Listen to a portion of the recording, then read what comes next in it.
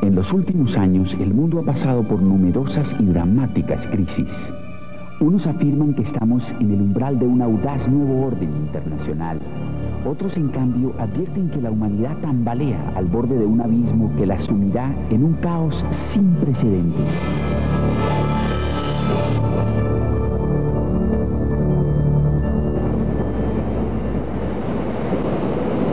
En estos tiempos, leer las noticias no es la forma más alentadora de comenzar la jornada. Día tras día, los problemas del mundo se vuelven más acuciantes e insalvables.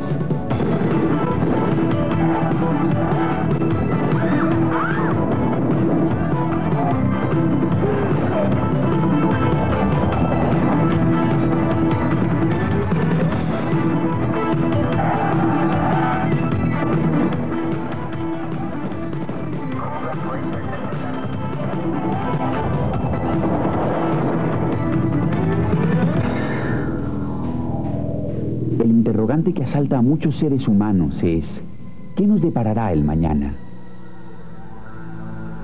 ¿Pero ha logrado algún mortal traspasar las barreras del tiempo y vislumbrar el futuro?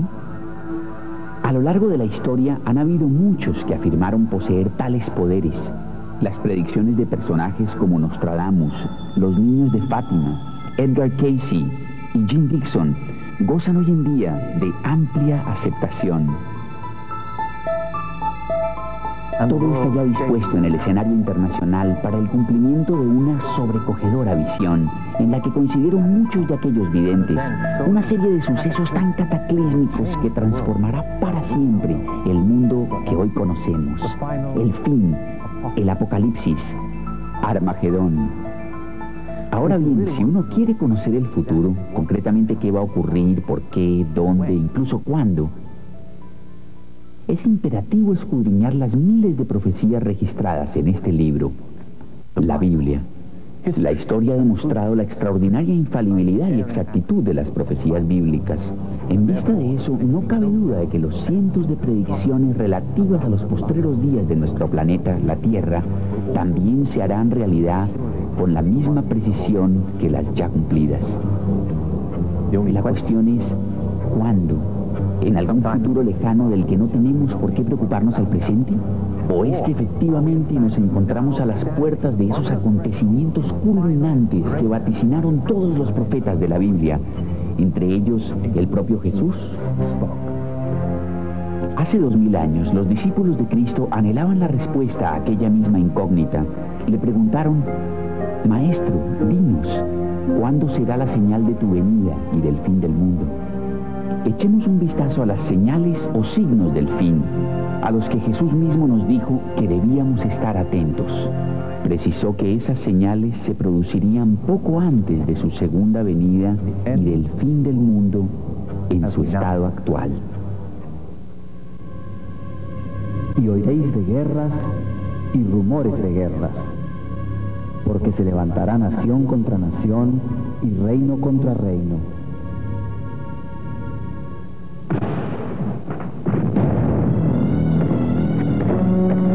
Ningún otro periodo de la historia ha conocido una escalada bélica como la registrada en el siglo XX.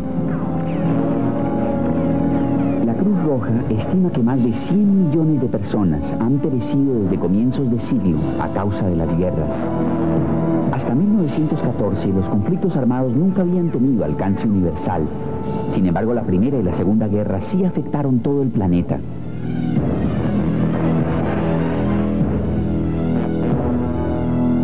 Desde la Segunda Guerra Mundial, la conflagración que garantizaría el fin de todo conflicto armado, han estallado numerosas guerras y cientos de alzamientos y revoluciones.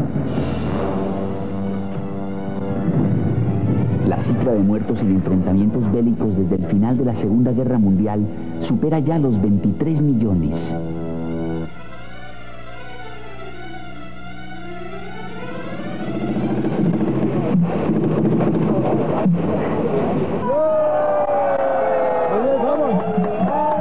Noviembre de 1989.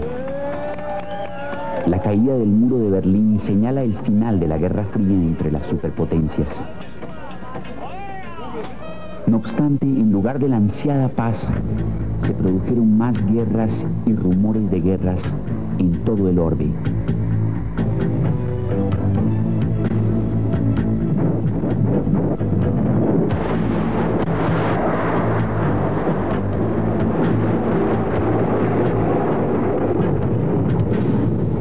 En 1993 se libraron 29 conflictos bélicos de envergadura, cifra récord.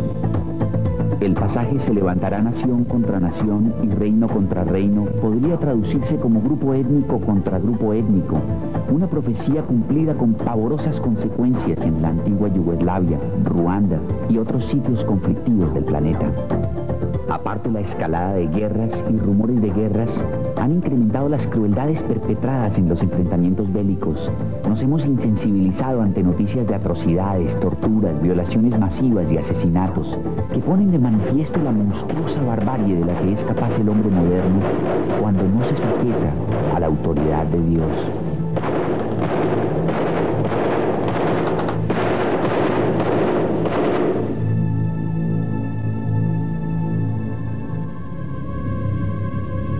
Porque se levantará nación contra nación y reino contra reino, y habrá hambres. El general Eisenhower, expresidente de los Estados Unidos, describió el costo de la guerra en términos elementales. Cada arma que se fabrica, cada nave de guerra que se bota, cada cohete que se dispara, es en cierta forma un robo contra los que padecen hambre y no reciben alimento, contra los que sufren de frío y no tienen abrigo. Sin ir más lejos, la guerra del Golfo costó a los aliados $500 millones al día, es decir, unos $350.000 por minuto. Un avión de combate cuesta unos $25 millones. Un misil Tomahawk alrededor de 1.300.000. Un misil aire-aire 800.000.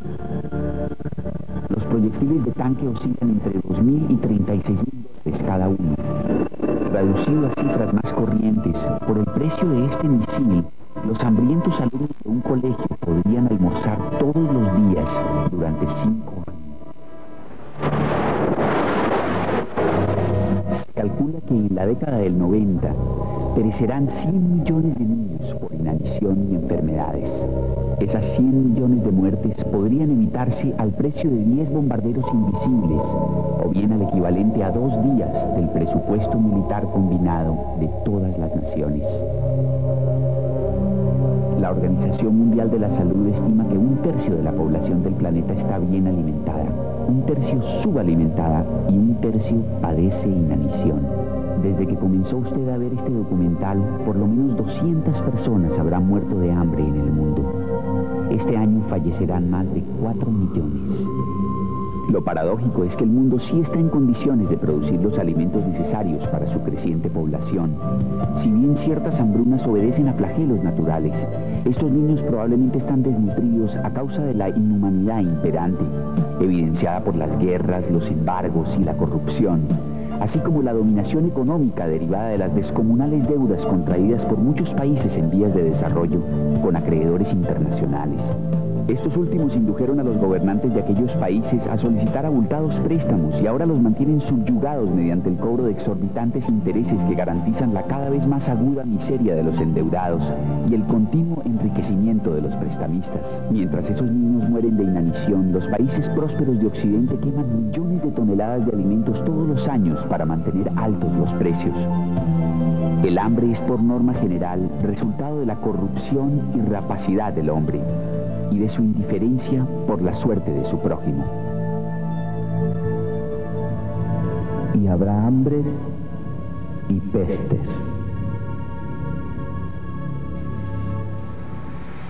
Pestes. Se podría decir que la ciencia moderna ha logrado eliminar el miedo a las pestes. No obstante, hoy en día nos hallamos al borde de un azote mortífero que bien podría cobrar más vidas que todas las pestes que han afectado hasta ahora a la humanidad. Se trata de la epidemia del SIDA. Al presente, el virus VIH, causante del SIDA, ha infectado a unos 14 millones de personas de todo el mundo. En 1993, el SIDA pasó a ser en Estados Unidos el principal agente causal de la muerte de hombres entre 20 y 45 años. Se calcula que para el año 2000, 24 millones de personas ya habrán manifestado síntomas de SIDA. A estas se sumarán otras 100 millones infectadas con el virus VIH. Sin embargo, el SIDA no es la única peste moderna que azota a la humanidad. Hoy en día existen 100 tipos de cáncer prácticamente desconocidos para nuestros antepasados, que causan la muerte de 5 millones de personas al año. Se cree que el marcado incremento de casos de melanoma, un cáncer de la piel particularmente virulento, es producto de la reducción de la capa de ozono que filtra gran parte de la radiación ultravioleta del sol. La recesión mundial ha dejado a muchas personas desamparadas y sin hogar, y ha hecho estragos en los sistemas de salud de muchos países. Se han producido alarmantes rebrotes de enfermedades que la ciencia moderna consideraba erradicadas. En ciertas zonas de la India y la antigua Unión Soviética han surgido epidemias de tifoidea, difteria y hasta de la peste negra. Nuevas y devastadoras mutaciones de la malaria, la tuberculosis y el cólera cobran resistencia a todo antibiótico conocido y cegan la vida a millones de personas. Los microbios causantes de la neumonía, infecciones óticas infantiles, etc., se transmutan y no responden ya a tratamientos tradicionales.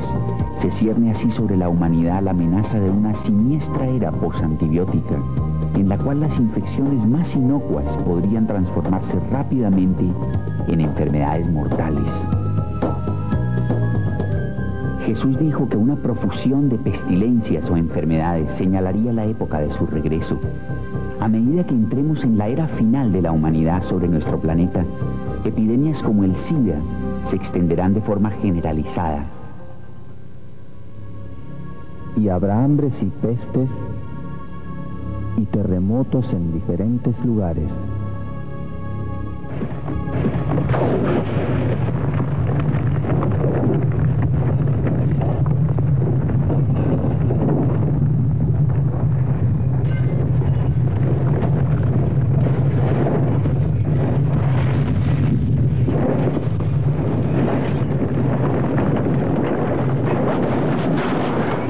De marzo de 1964. Alaska es devastada por un gigantesco terremoto que registró 8,4 en la escala de Richter.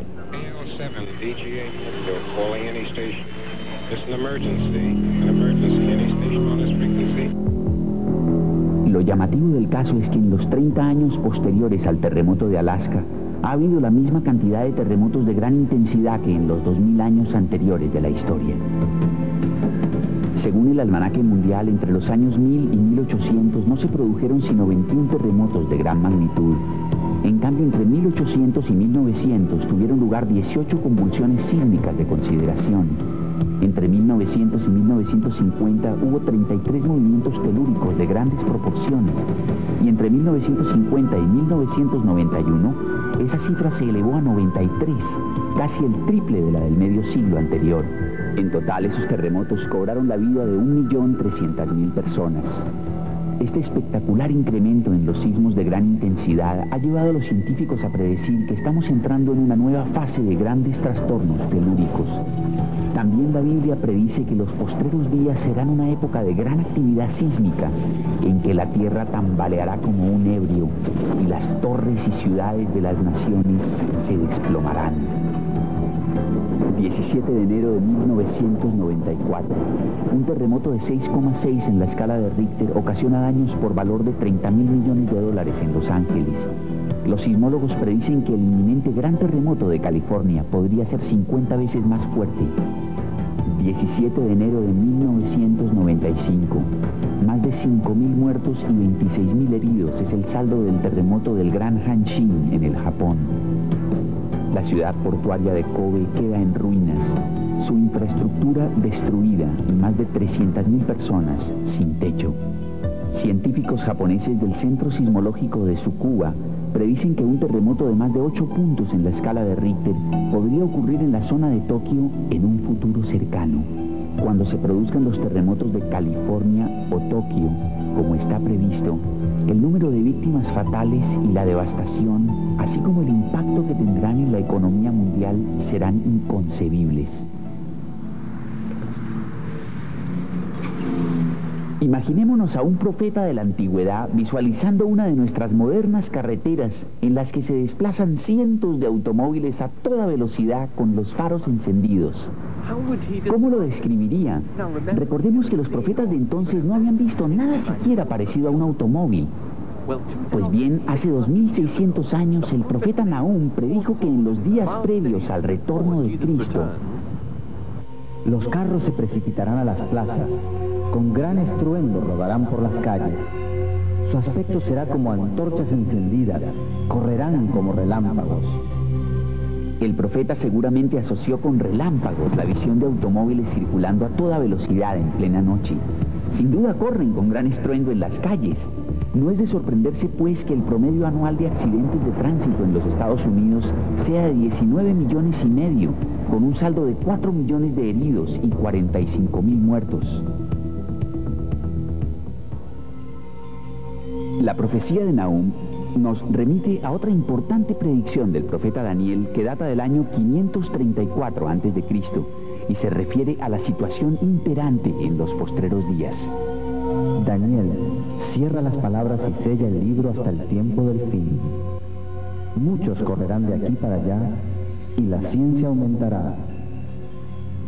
Lo que Dios quiso decir a su profeta fue: Daniel, te estoy dando a ti esta visión de los postreros días, pero no es para ti, no es para tu época. Se aplica al tiempo del fin, una época en que muchos correrán de aquí para allá. ¿Corre hoy en día la gente de aquí para allá? Resulta increíble que durante miles de años los medios de transporte no experimentaran mayores variaciones, hasta hace poco más de un siglo. En 1789, George Washington empleó 8 días en viajar 320 kilómetros hasta su ceremonia de asunción de mando en Nueva York. El que le haya tomado 8 días en sí no tiene mayor importancia. Lo sorprendente es que Julio César habría recorrido la misma distancia en igual tiempo. Durante miles de años no hubo progresos importantes en cuanto a transporte. Sin embargo, veamos hasta qué punto ha avanzado la humanidad en tan poco tiempo.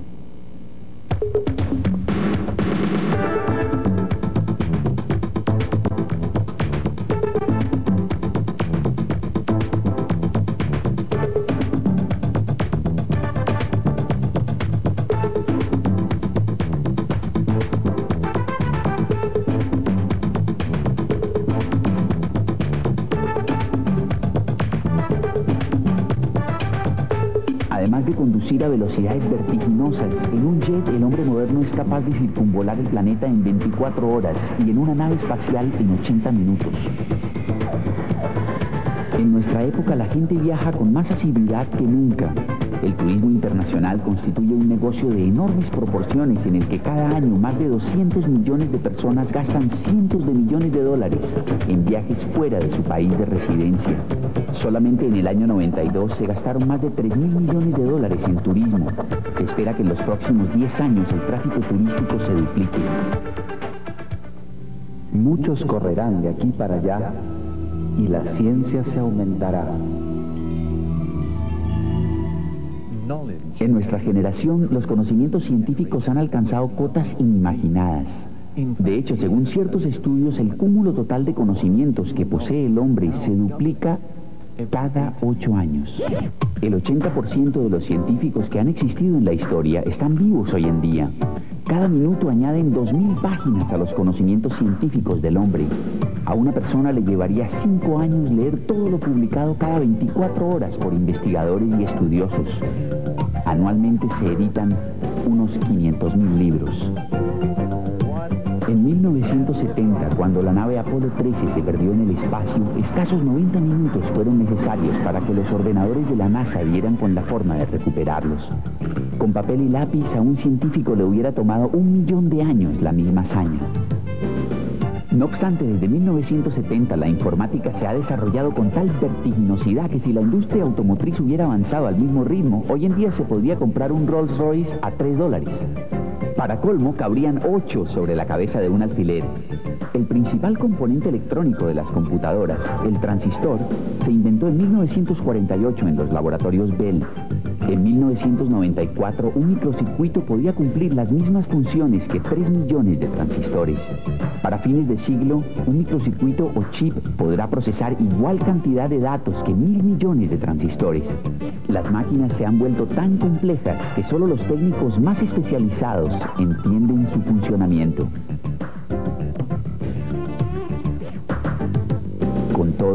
¿Han logrado esos asombrosos descubrimientos científicos y avances tecnológicos civilizar más al hombre o proporcionarle más felicidad?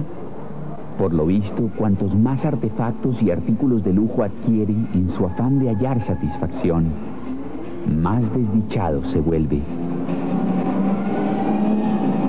Es innegable que la ciencia ha aumentado en el mundo moderno, pero aunque los llamados países desarrollados afirman contar con los sistemas educativos más avanzados y costosos de la historia de la humanidad, la última generación que han producido, como es el caso de los Estados Unidos, es la más desorientada, ignorante y violenta de todas.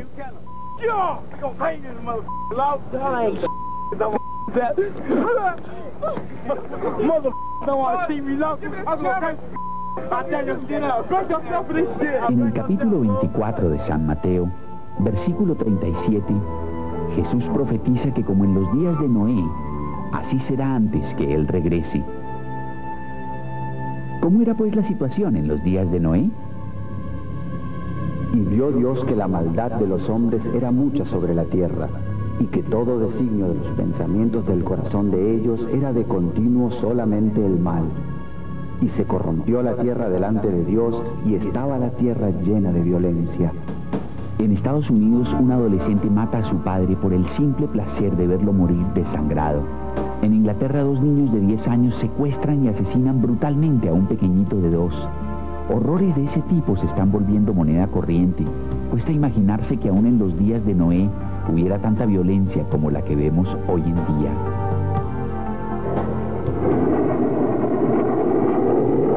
Vietnam. Los norteamericanos lloran la muerte de 58.000 jóvenes tras 8 años y medio de combates. Sin embargo, el índice de homicidios en las calles de las ciudades norteamericanas es 4 veces esa cifra. Datos proporcionados por el FBI indican que 24.530 personas fueron asesinadas en los Estados Unidos durante 1994. La Dirección Nacional de Justicia de ese país estima que en 1992 se cometieron más de 1 millón de delitos con arma de fuego. Muchas de las víctimas fueron adolescentes asesinados por otros adolescentes que no tienen concepto del valor de la vida. Con angustia y desazón, la sociedad se pregunta ¿por qué? Los estudiosos de la conducta humana han determinado una de las principales causas. Al cumplir 15 años, el joven norteamericano común y corriente habrá presenciado por televisión la muerte violenta de más de 35.000 seres humanos y otros 200.000 actos brutales de agresión. En Estados Unidos se hace apología de la violencia. Prueba de ello es que los ídolos nacionales sean Stallone y Schwarzenegger, especialistas en todo tipo de actos de agresión. Películas al estilo de las series Rambo y El Exterminador, que han logrado recaudaciones millonarias, ilustran el voraz apetito de violencia que prima en el mundo de hoy. Los dibujos animados de hoy en día están plagados de nefandos actos de violencia. Más aún que las Tortugas Ninja y los Simpson, la serie Beavis y Butthead de la MTV se ha ganado las preferencias de los niños. Lejos de la inocencia de los antiguos personajes de Disney, Beavis y Butthead se dedican a torturar animales, incendiar muebles y a hacer alarde de aborrecibles conductas juveniles. También entre algunos preadolescentes se han puesto de moda reuniones en que ven este tipo de películas y practican actos repulsivos. Los videoclubs informan que los filmes de terror tienen particular demanda entre los chicos de 11 a 15 años. A eso se suman los videos de música rock, muchos de los cuales dan un cariz romántico a la violencia, a la violación sexual y al homicidio.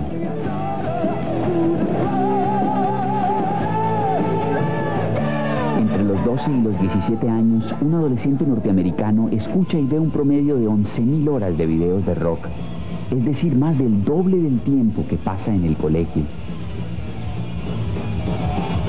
Es que en la era del rock and roll, los delitos violentos protagonizados por gente joven han aumentado en más de 10.000%. Actualmente en los Estados Unidos se comete un delito con agresión cada 25 segundos. Se asalta una casa cada 9 segundos. Cada 6 minutos una mujer sufre una violación y cada 25 minutos se comete un homicidio. Lo único positivo de esta pavorosa ola de violencia es que, según la Biblia, viene a ser una más de las tantas señales inequívocas de la segunda venida de Jesucristo, a partir de la cual se pondrá un alto definitivo a la violencia y la crueldad irracionales, y la guerra misma será abolida. Y por haberse multiplicado la maldad, el amor de muchos se enfriará. Esta profecía de Jesús acerca del tiempo del fin se cumple a cabalidad en la generación egocéntrica y hedonista de hoy en día. La maldad abunda más que en ninguna otra época de la historia. Nadie podrá negar que el amor entre la gente se ha enfriado. En los Estados Unidos el 50% de los matrimonios acaban en divorcio, a consecuencia de lo cual un cuarto de los niños nacidos en ese país no viven con ambos padres. Otro pasaje de la segunda epístola a Timoteo dice que en los postreros días el hombre perdería su afecto natural. En la época del Antiguo Testamento, algunas de las naciones paganas también adolecían de afecto natural, a tal punto en que era muy común que las madres practicasen un antiguo rito que, según la Biblia, consistía en hacer pasar a sus hijos por el fuego. Se refería a la práctica de ofrecer a sus recién nacidos a Moloch, un gigantesco ídolo que tenía brazos móviles con bisagras en los codos y una enorme boca que se abría, dentro de la cual ardía un fuego abrasador. Mediante este método se libraban egoístamente de los niños que no querían. Pese al grado de civilización alcanzado en este siglo, los métodos de nuestra sociedad moderna no son menos barbáricos. Si bien la embriología ha demostrado que la vida comienza en el momento mismo de la concepción, todos los años en clínicas y hospitales, millones de neonatos indefensos son asesinados en el vientre de su madre. La palabra de Dios dice: aún en tus faldas se halló la sangre de los pobres, de los inocentes. No la hallé buscando en lugares secretos, sino sobre todos estos. En los Estados Unidos el aborto constituye un negocio que recauda $700 millones al año. Todos los días se abortan un promedio de 4.257 seres humanos en dicho país, es decir, 1,5 millones al año. Por cada 5 nacimientos que se producen hoy en día en el mundo, se practican 2 abortos. En Rusia el promedio de las mujeres aborta 4 veces en el transcurso de su vida. Se pone fin al 90% de los embarazos primerizos. Cada año en todo el mundo se asesinan 54 millones de niños nonatos dentro del vientre de su madre. Si bien es posible que algunas mujeres recurran al aborto por motivos no egoístas, colectivamente el aborto es uno de los principales pecados por los que Dios va a castigar a esta última generación. Otro de ellos es la sodomía. Sodoma y Gomorra. Hace ya años, cuando se estrenó la película La Biblia, probablemente causó estupor entre el público la escena descarnada en que los hombres de Sodoma pretendían abusar sexualmente de los seres angélicos enviados para advertir a Lot de la inminente destrucción de la ciudad. Bring them out, that we may know them. Asimismo, como sucedió en los días de Lot, el día que Lot salió de Sodoma, llovió del cielo fuego y azufre, y los destruyó a todos. Así será el día en que el Hijo del Hombre se manifieste. En este pasaje, Jesús aporta una clave más acerca de la situación y tendencias reinantes en la época que precedería a su regreso: la propagación de la sodomía u homosexualidad masculina. No cabe duda de que los valores morales del mundo contemporáneo son coincidentes con los que imperaban en Sodoma y Gomorra durante los días de Lot. El Espíritu dice claramente que en los postreros tiempos algunos apostatarán de la fe, escuchando a espíritus engañadores y a doctrinas de demonios. En Estados Unidos esta apostasía se consumó en 1963, cuando en los colegios se prohibieron la Biblia y la oración. Hoy en miles de esos mismos colegios se dictan cursos de hechicería y con reconocimiento oficial. Se calcula que existen en Estados Unidos unos 200.000 brujos practicantes. Sumado a eso, millones de norteamericanos participan una que otra vez en alguna forma de ocultismo, espiritismo, demonología o magia negra. Datos estadísticos indican que en los últimos 4 años las ventas de libros sobre ocultismo se han duplicado.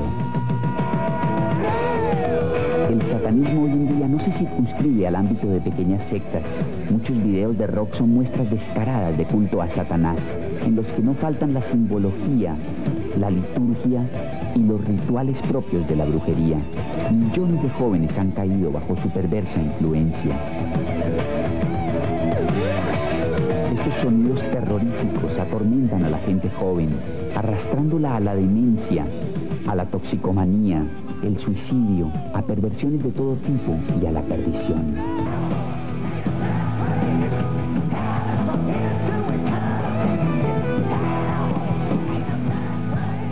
Poco a poco, espíritus engañadores han hecho presa en el mundo. Los videoclips de vanguardia demuestran que los actos más desvergonzados de blasfemia y profanación son hoy socialmente aceptados. En el Apocalipsis, el apóstol Juan vislumbró que en los postreros días el mundo se apartaría de Dios para rendir culto a Satanás. Semejante profecía habría parecido inverosímil a las generaciones anteriores. Hoy en día ya no.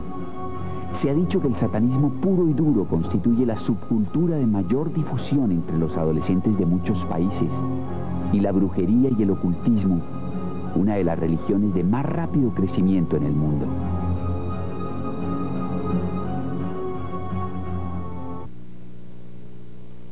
Luego de exponer ante sus discípulos que algunos de los fenómenos que acabamos de ver, guerras, hambres, plagas y terremotos, serían evidencia del principio de dolores, haría el advenimiento del tiempo del fin. Y será predicado este evangelio del reino en todo el mundo, para testimonio a todas las naciones, y entonces vendrá el fin. El almanaque cristiano de 1990 informa que se ha anunciado el evangelio a más de 4.000 millones de personas y que existen iglesias cristianas en la totalidad de los 251 países del mundo. Cada año se distribuyen unos 4.000 millones de folletos del evangelio y 120 millones de Biblias. La Biblia entera o porciones de la misma se ha traducido a unos 2.062 idiomas y está al alcance de más o menos el 98% de la población mundial. El evangelio se anuncia desde más de 2.000 emisoras de radio y televisión cristianas. Aparte de eso, miles de emisoras netamente seculares ponen en el aire programas religiosos. Jamás en la historia se ha anunciado el evangelio en todo el mundo, a todas las naciones, como en la época actual. Al presente, todos los países de la tierra han oído la buena nueva, tal como Jesús profetizó que ocurriría antes del fin. Si su vaticinio es acertado y la Biblia veraz, resulta innegable que actualmente vivimos en el tiempo del fin.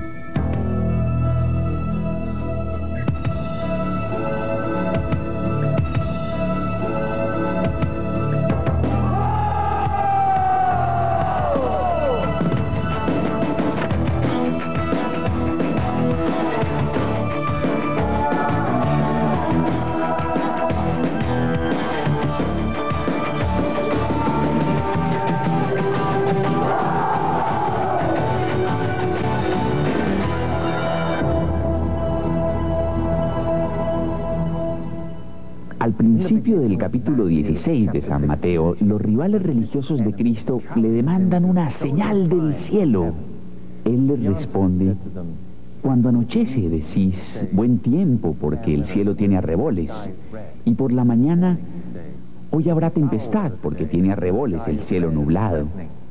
Hipócritas, que sabéis distinguir el aspecto del cielo, mas las señales de los tiempos no podéis. La tecnología moderna ha perfeccionado enormemente nuestros métodos para pronosticar el tiempo, pero somos por ello menos ciegos a los ominosos signos de los tiempos en que vivimos. Así también vosotros, cuando veáis que suceden estas cosas, sabed que está cerca el reino de Dios. De cierto os digo que no pasará esta generación hasta que todo esto acontezca. Nuestra generación, la que vea materializarse estas señales del fin, no pasará hasta que todo esto acontezca. ¿Qué falta por cumplirse entonces? Pues bien, una de las últimas señales del fin mismo será la instauración de un gobierno de alcance mundial encabezado por un dictador sobrehumano, el Anticristo. El Anticristo, al que la Biblia llama también el Hijo de Perdición y la Bestia. Al igual que Hitler, uno de los prototipos históricos del Anticristo, este personaje tendrá una elocuencia y magnetismo extraordinarios y, según la Biblia, una boca que hablará grandes cosas. El Anticristo llegará al poder en medio de una euforia generalizada por haber salvado temporalmente al mundo de sus profundas crisis económicas, militares y políticas, mediante un plan magistral para forjar durante 7 años la paz y la estabilidad económica y otorgar plena libertad de culto. Este personaje bien podría surgir del actual caos que reina en la antigua Unión Soviética. El profeta Ezequiel hace referencia a él como el rey de Magog, nombre de una región habitada por pueblos que los estudiosos de la Biblia coinciden en ubicar al norte de Israel. Muchos la identifican como el territorio que corresponde actualmente a Rusia. Varias potencias europeas constituirán su plataforma de poder. La Biblia dice que los dirigentes de estas entregarán su poder y autoridad a la bestia. La Biblia nos da ciertos indicios acerca de sus rasgos principales. El profeta Daniel escribió que el Anticristo no hará caso del amor de las mujeres. Eso podría implicar que sea célibe, o si no, homosexual. Daniel también nos dice que tendrá un rostro altivo, es decir, una expresión altanera y que será más grande que sus compañeros, en el sentido de más soberbio y de aspecto arrogante. En varios pasajes bíblicos se menciona el acuerdo o pacto de paz de 7 años concebido por el Anticristo, el cual podría haberse ya efectuado en secreto. El histórico acuerdo de paz que firmaron Israel y la OLP el 13 de septiembre de 1993 en la Casa Blanca hace patente que los acontecimientos de Oriente Medio van definitivamente encaminados en ese rumbo. Es probable que en última instancia el pacto determine la internacionalización de Jerusalén. Así el judaísmo, el islamismo y el cristianismo tendrán igualdad de derechos en torno a la ciudad santa. Las escrituras nos indican que se permitirá a los judíos reconstruir su templo en el monte Moria, donde reanudarán su antiguo rito de sacrificios de animales. Según las profecías, además de un maestro en los entretelones de la política, el Anticristo será también un brillante estratega militar. Daniel describe varias guerras que este dictador libra durante los 7 años que ostentará el poder. Hay indicios de que chocará con Estados Unidos e Israel, países que se le opondrán en la segunda mitad de su régimen. Por algún tiempo, la mayor parte del mundo considerará al Anticristo un estadista estupendo, dado que en apariencia resolverá muchos de los conflictos existentes. Pero a los 3 años y medio de su llegada al poder, violará sorpresivamente el acuerdo e invadirá Israel desde el norte. En ese momento, convierte a Jerusalén en capital de su imperio internacional y prohíbe todas las religiones, a excepción del culto a su propia persona y figura. La Biblia dice que el Anticristo se sentará en el templo judío, proclamará ser Dios y exigirá que se le adore como tal. Entonces impone su nefasto sistema de crédito internacional, conocido por el número 666. Y hacía que a todos, pequeños y grandes, ricos y pobres, libres y esclavos, se les pusiese una marca en la mano derecha o en la frente, y que ninguno pudiese comprar ni vender, sino el que tuviese la marca o el nombre de la bestia o el número de su nombre. Y su número es 666. 666, la marca de la bestia. Casi todo el mundo ha oído hablar de esta profecía, según la cual en los postreros días nadie podrá comprar ni vender a menos que lleve la marca del diablo. Nuestra generación es la primera de la historia tecnológicamente capaz de llevar a efecto esta visión profética de una economía no basada en el papel moneda. Cada artículo que se expende en este supermercado lleva impreso su propio código de barras. Es curioso que este sistema de codificación de mercancía tenga 3 barras no numeradas ligeramente más largas que las demás. Una al extremo izquierdo, otra en el centro y la última al extremo derecho. En contraste, las otras barras tienen asignado un número. pero analicemos esta línea en particular. Veremos que corresponde al número 6 y que es exactamente igual a las 3 líneas no numeradas, a las cuales por deducción también les tocaría el número 6. Esto en esencia quiere decir que todo artículo estampado con el código de barras ya lleva impreso el 666. Este método de codificación no es más que un precursor de otras técnicas más avanzadas que se vienen desarrollando y que nos conducen vertiginosamente hacia una economía global automatizada, descrita en el capítulo 13 del Apocalipsis. En este supermercado se aceptan 3 modalidades de pago. Puedo cancelar con dinero en efectivo, con cheque o con tarjeta de crédito. Otra cosa que se promueve mucho hoy en día es la tarjeta de crédito automático. Cuando presento en caja esta tarjeta, la empleada la pasa por un explorador electrónico interconectado a mi banco. En cuestión de segundos el importe se deduce de mi cuenta y se acredita a la de la tienda. La tarjeta de crédito automático ya se ha introducido en muchos países y tiene buena acogida entre comerciantes, bancos y consumidores. También existen las tarjetas inteligentes o de cajero automático, que tienen instalado un microchip. Muchos habremos oído hablar de estos prodigiosos dispositivos electrónicos que no solo permiten acceso a cuentas bancarias, sino que además contienen nuestra identificación, historia clínica, carnet de conducir, fotografías, datos requeridos por la asistencia social y toda suerte de información. Estas tarjetas se encuentran ya en etapa experimental en varios países. A la luz de todo esto, no hay que ser mago para adivinar que el dinero en efectivo tiene los días contados. Es que hay razones poderosas por las que conviene que desaparezca. Los pagos en metálico hacen posibles los negocios turbios de los narcotraficantes, quienes muchas veces llenan maletas enteras en una sola transacción.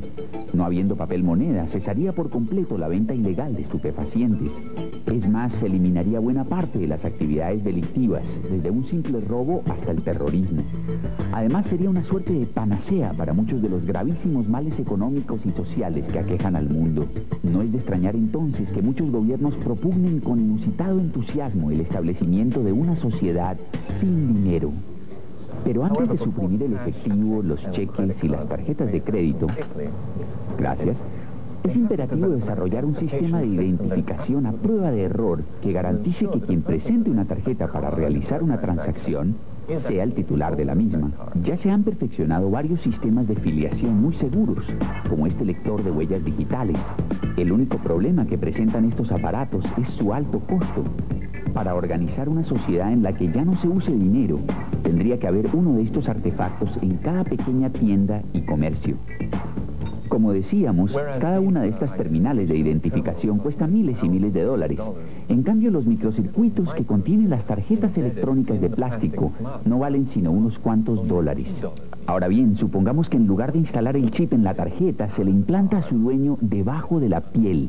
Una vez implantado, el chip puede ser leído por un escáner muy económico, parecido al del supermercado. De aplicarse esta técnica, usted mismo suplantaría la tarjeta electrónica, con lo que se ahorraría el costoso proceso de determinar que el portador de la misma es, en efecto, su titular. El Ministerio de Salud de los Estados Unidos afirma que en Washington y otras ciudades ya se está ensayando a gran escala el plan de identificación Microdot. Una micropastilla del tamaño de la cabeza de un alfiler, que cuesta menos de 25 centavos de dólar, se inyecta 5 o 6 milímetros debajo de la piel. Esta se activa con un escáner portátil y facilita la plena identificación de la persona que la lleva implantada. Como se ve, el camino ya se está allanando para la introducción de la marca de la bestia. Tanto la tecnología como la plena aceptación de esta por parte del público se están plasmando. Casi todos los días oímos hablar del nuevo orden internacional o de la aldea global. Paulatinamente la opinión pública va interiorizando estos conceptos. Mientras tanto, el mundo va rumbo a un sistema económico y político internacionalista, desprovisto de dinero en efectivo. Una sociedad controlada por un banco de datos electrónico que cubre todo el orbe, rastrea a cada hombre, mujer y niño y registra dónde cruza fronteras y cuándo compra o vende algo. Es decir, una sociedad igual a la presagiada en el capítulo 13 del Apocalipsis hace casi 2000 años. Si alguno adora a la bestia y a su imagen, y recibe la marca en su frente o en su mano, él también beberá del vino de la ira de Dios, que ha sido vaciado puro, y el humo de su tormento sube por los siglos de los siglos. Este castigo puede parecer muy severo por el solo hecho de aceptar una marca que permita la compra de víveres. Sin embargo, esta profecía indica que hacerse colocar la marca de la bestia no es una decisión meramente económica, sino que equivale a aceptar y rendir culto al anticristo, un hombre poseído por Satanás, y supone una declaración de lealtad a su régimen mundialista antidios. Y se le permitió infundir aliento a la imagen de la bestia para que la imagen hablase e hiciese matar a todo el que no la adorase.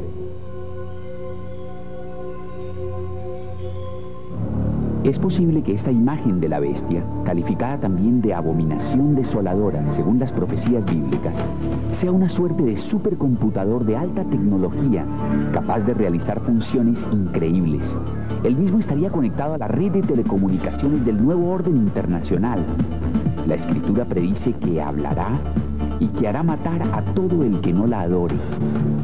Jesús dijo que cuando viéramos esa imagen emplazada en el lugar santo, comenzaría un periodo de gran tribulación, el más pavoroso de la historia. Buena parte del Apocalipsis describe con detalles aterradores las pestilencias, plagas y monstruos que Dios desatará para atribular a las fuerzas del anticristo, empeñadas en acabar con todos los que se nieguen a aceptar la marca de la bestia. La Biblia describe con asombrosa precisión cuánto durará este periodo de gran tribulación. Lo expresa en años, meses y días. 3 años y medio, 42 meses o 1260 días. Eso significa que a partir del día en que el anticristo quebrante el acuerdo de paz y erija su imagen en Jerusalén, comenzará la cuenta regresiva hasta la segunda venida de Jesucristo, y sabremos exactamente cuántos días faltan. Inmediatamente después de la tribulación de aquellos días, el sol se oscurecerá y la luna no dará su resplandor, y las estrellas caerán del cielo, y las potencias de los cielos serán conmovidas. Entonces aparecerá la señal del Hijo del Hombre en el cielo, y entonces lamentarán todas las tribus de la tierra, y verán al Hijo del Hombre viniendo en las nubes del cielo con poder y gran gloria, y enviará sus ángeles con gran voz de trompeta, y juntarán a sus escogidos de los 4 vientos, desde un extremo del cielo hasta el otro. La tribulación y el terror que desatará el anticristo en la hora más oscura de la historia acabarán bruscamente con la más gloriosa alborada, cuando Jesucristo mismo regrese para recoger y llevarse a sus hijos. Fulgurantes luces, trompetas, truenos, terremotos y colosales lluvias de meteoros anunciarán este acontecimiento fulminante de la historia. Los hijos de Dios de todas las épocas resucitarán con cuerpos gloriosos sobrenaturales. Súbitamente se levantarán de sus tumbas y ascenderán para encontrarse con Jesús en el aire. Los cristianos que aún estén con vida serán transformados y se elevarán de la tierra atravesando techos, edificios y automóviles hasta alcanzar las nubes, donde se reunirán con el Señor. Con estas imágenes pinta la Biblia la segunda venida de Cristo, quien arrebata a sus hijos del alcance de sus viles perseguidores, los partidarios del anticristo, y se los lleva como una ráfaga a la celebración de victoria más espléndida y estremecedora que jamás se haya visto, la cena de las bodas del Cordero que tendrá lugar en el cielo. Mientras tanto, en la tierra se derrama la pavorosa ira de Dios sobre las fuerzas del anticristo que hayan quedado atrás. Será un periodo tan espeluznante que la Biblia dice que los hombres buscarán la muerte, pero no la hallarán. Luego, poco después de la segunda venida de Cristo, descenderán las huestes del cielo encabezadas por Jesús para acabar con el anticristo y destruir su imperio mundial en la imponente batalla de Armagedón. La aniquilación del anticristo y sus ejércitos se producirá en el valle de Megiddo y sus alrededores. Cerca de Haifa, Israel, señalará el fin de los crueles regímenes del hombre sobre la tierra. Jesús, Rey de Reyes y Señor de Señores, junto a sus huestes celestiales, tomará el mundo por la fuerza para gobernarlo rectamente, lo que habría sucedido desde un principio, de no haber desobedecido el hombre a Dios y emprendido con egoísmo su propio camino. A partir de ese momento, comienza una era que se conoce como el milenio, un periodo de 1000 años de paz, abundancia y de paraíso terrenal. Por decirlo menos, vivimos en una época apasionante. Pronto se producirán en el mundo cambios de gran trascendencia. Se ha corrido el telón para el desenlace de esta gran obra teatral que es la historia de la humanidad. El último acto ha comenzado y ya no puede interrumpirse. Nos guste o no, nos veremos afectados por estos grandes acontecimientos. Ha dado comienzo la cuenta regresiva que culminará en Armagedón.